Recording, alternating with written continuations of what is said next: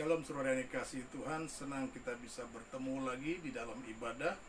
Secara khusus hari ini kita memperingati hari Pentakosta, di mana dicurahkannya Roh Kudus.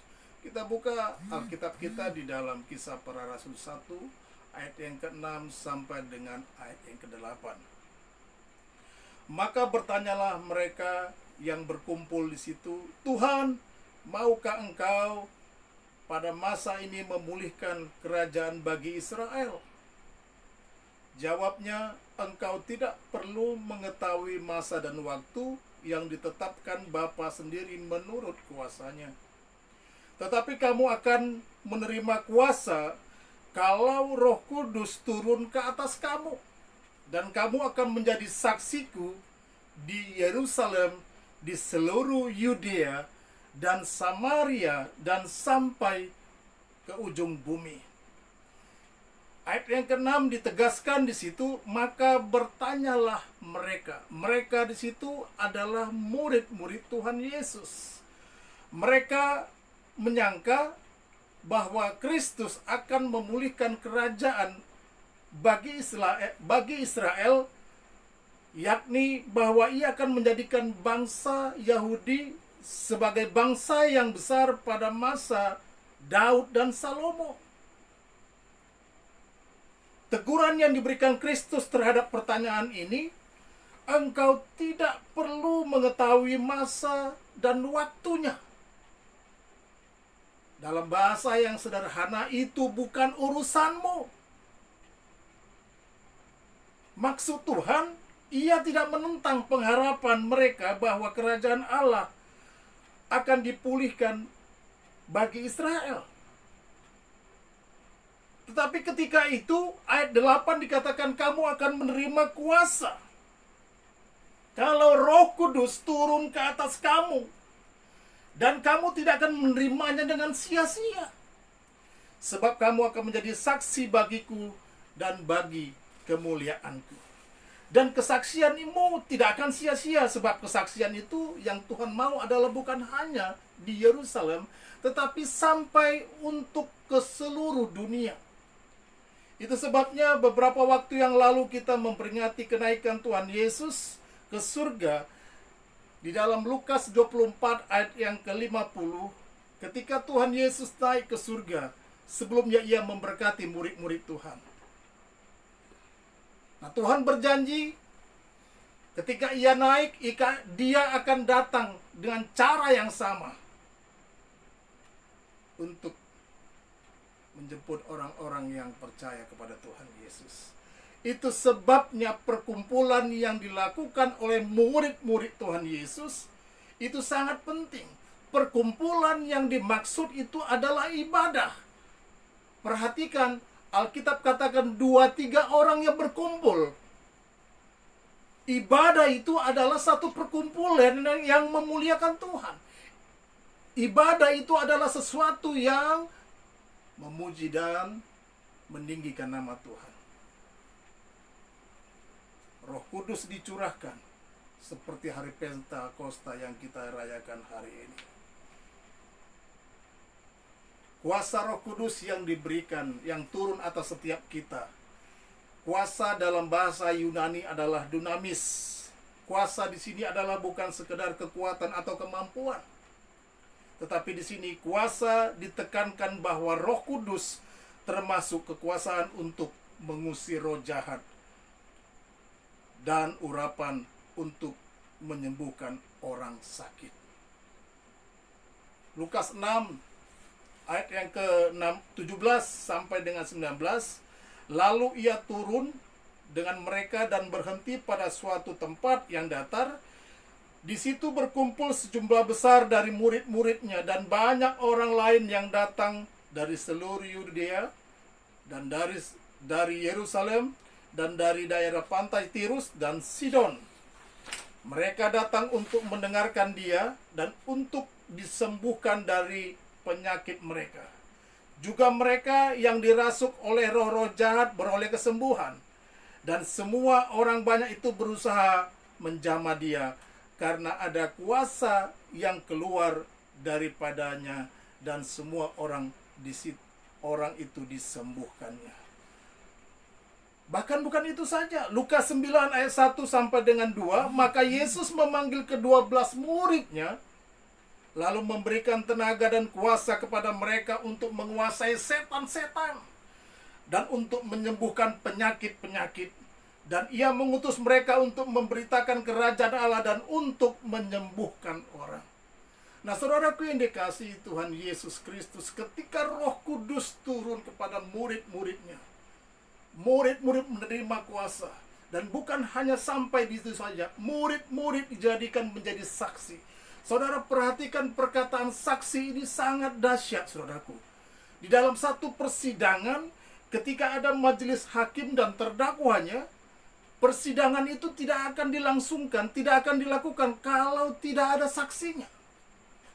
Saya memahami ketika Tuhan Yesus menetapkan kita menjadi saksi-saksinya, begitu berharganya seorang saksi. Itu sebabnya Tuhan mau hidup kita menjadi teladan bagi dunia ini. Katakan amin.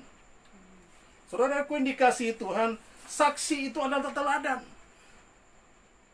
Nah, menjadi seorang saksi tidak serta-merta hidupnya mengalami hal yang menyenangkan. Namun bisa saja sebaliknya. Itulah sebabnya terimalah Roh Kudus turun atas setiap kita. Filipi 1 ayat 29. Sebab kepada kamu dikaruniakan bukan saja untuk percaya kepada Kristus, melainkan juga untuk menderita untuk Dia. Apa saja yang Roh Kudus kerjakan di dalam hidup kita? Mengapa kita perlu Roh Kudus di dalam hidup kita? Yang pertama, Yohanes 14 ayat 26. Tetapi penghibur, yaitu Roh Kudus, akan diutus oleh Bapa dalam namaku. Dialah yang akan mengajarkan segala sesuatu kepadamu dan akan mengingatkan kamu akan semua yang telah kukatakan kepadamu. Roh Kudus ketika dicurahkan, itu menghibur dan mengajar setiap kita. Menghibur ketika kita menghadapi suatu pergumulan di dalam hidup ini. Kenapa pentingnya kita menerima kuasa dari Roh Kudus? Karena kuasa dari Roh Kudus yaitu yang sanggup menghibur dan mengajar kita.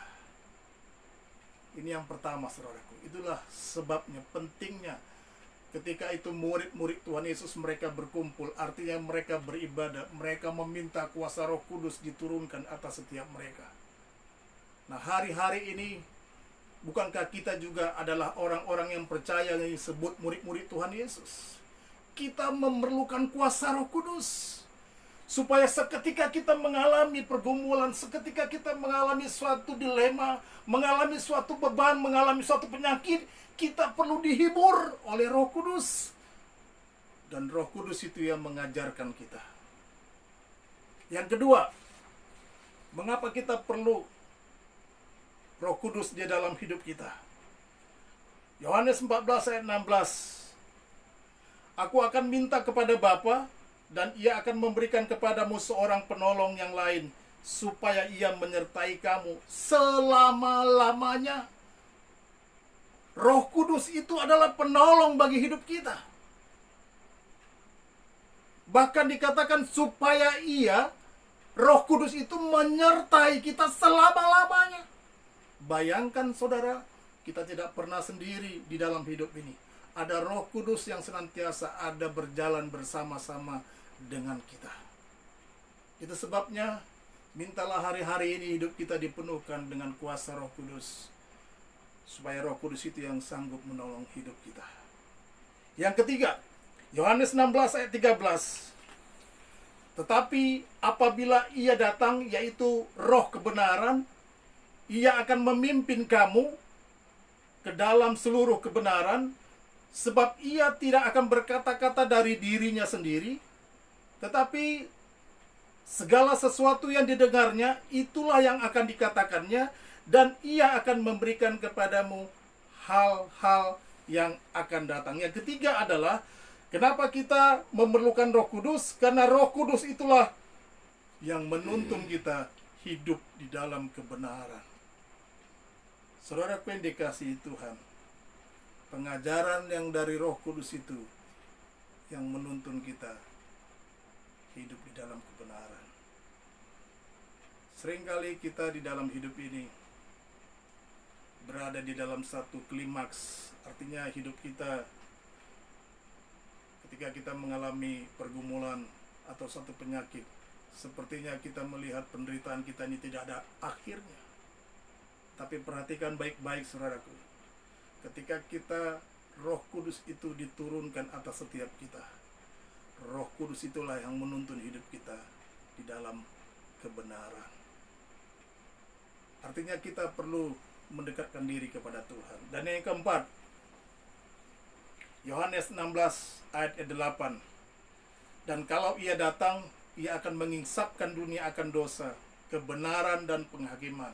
Saudara, yang keempat ini, Roh Kudus itu menginsafkan dunia. Kita perlu hari-hari ini saudara di dalam kehidupan kita menerima kuasa Roh Kudus itu. Kita perlu mengalami yang namanya insaf, artinya pertobatan di dalam hidup ini. Pertobatan itu tidak hanya dilakukan sekali di dalam seumur hidup itu. Pertobatan dilakukan setiap hari. Setiap hari, itu sebabnya kita perlu Roh Kudus. Seperti pujian yang mengatakan, peganglah tanganku Roh Kudus setiap hari. Bukan ketika pada masa kita bertobat. Setiap hari. Pertobatan itu perlu dilakukan setiap hari. Itu sebabnya terimalah Roh Kudus. Maka kita akan diberikan kuasa. Dan bukan itu saja, Tuhan tempatkan kita menjadi saksi. Katakan amin. Saksi adalah toladan. Kita tidak bisa berkata, oh Tuhan aku belum mampu, aku tidak bisa. 1 Korintus 1 ayat yang ke-27 sampai dengan 30. Tetapi apa yang bodoh bagi dunia dipilih Allah untuk memalukan orang-orang yang berhikmat. Dan apa yang lemah bagi dunia dipilih Allah untuk memalukan apa yang kuat. Dan apa yang tidak terpandang dan yang hina bagi dunia dipilih Allah. Bahkan apa yang tidak berarti dipilih Allah untuk meniadakan apa yang berarti. Supaya jangan ada seorang manusia pun yang membanggakan diri di hadapan Allah. Tetapi oleh Dia kamu berada di dalam Kristus Yesus, yang oleh Allah telah menjadi hikmat bagi kita. Ia membenarkan dan menguduskan dan menebus hidup kita. Saudaraku dikasihi Tuhan, belum terlambat untuk hari-hari kita. Terimalah Roh Kudus. Hiduplah di dalam kebenaran. Hiduplah terus di dalam kebenaran Tuhan Yesus. Sampai kemuliaan Allah dinyatakan atas setiap kita. Mari sama-sama kita berdoa. Allah Bapa yang baik, kami mengucap syukur, kami berterima kasih atas kasih setiamu. Kami percaya Tuhan Yesus ketika Tuhan memilih setiap kami. Tuhan menempatkan setiap kami. Tuhan mengutus setiap kami. Tuhan memberikan kuasa Roh Kudus itu turun atas setiap kami. Dan hidup kami menjadi berarti, yaitu hidup kami menjadi saksi. Kami mengerti hari ini Tuhan Yesus, biarlah Roh Kudus itu tercurah atas hidup kami mulai hari ini Tuhan Yesus. Dan Roh Kudus itu memampukan kami untuk kami hidup terus di dalam kebenaran. Terima kasih ya Tuhan Yesus, kami percaya Tuhan Yesus, Roh Kudus itu menghibur kami, Roh Kudus itu mengajar kami, Roh Kudus itu menolong kami. Bahkan Roh Kudus itu yang juga menginsafkan kami, membuat kami hidup di dalam pertobatan. Terima kasih Bapa yang baik, Engkau luar biasa. Firman-Mu sangat dahsyat, menegur dan menasihatkan kami. Untuk hari-hari ini kami menerima kuasa dari Roh Kudus. Terima kasih Tuhan Yesus, Engkau luar biasa. Saudaraku yang dikasihi Tuhan, apakah bebanmu hari ini? Pandang Tuhan, Dia tidak pernah meninggalkan engkau. Mintalah kepadanya. Pujilah Dia, tinggikanlah Dia. maka Tuhan akan berkenan atas hidup kita. Roh Kudus memampukan untuk kita senantiasa berdiri di dalam kebenaran firman Tuhan. Terima kasih buat hari ini Tuhan Yesus. Biarlah Roh Kudus Tuhan Yesus turun atas setiap kami, turun atas jemaat-jemaat-Mu yang hari ini kami sedang merayakan hari Pentakosta, di mana Roh Kudus dicurahkan secara besar-besaran. Terima kasih ya Tuhan Yesus, Engkau ajaib. Pakai setiap orang-orang percaya ketika Roh Kudus itu dicurahkan, hidup kami menjadi saksi, menjadi teladan atas dunia ini. Dan kami percaya atas setiap kehidupan kami yang ada di dalam wabah COVID-19 ini Tuhan Yesus. Hidup kami menjadi teladan. Hidup kami menjadi berkat. Terpuji nama Tuhan, Engkau Allah yang baik. Engkau Allah yang luar biasa. Engkau sanggup melakukan segala sesuatu sesuai dengan kehendak-Mu. Di dalam nama Tuhan Yesus Kristus, kami sudah berdoa dan kami sudah mengucap syukur. Mari bersama kita katakan, amin.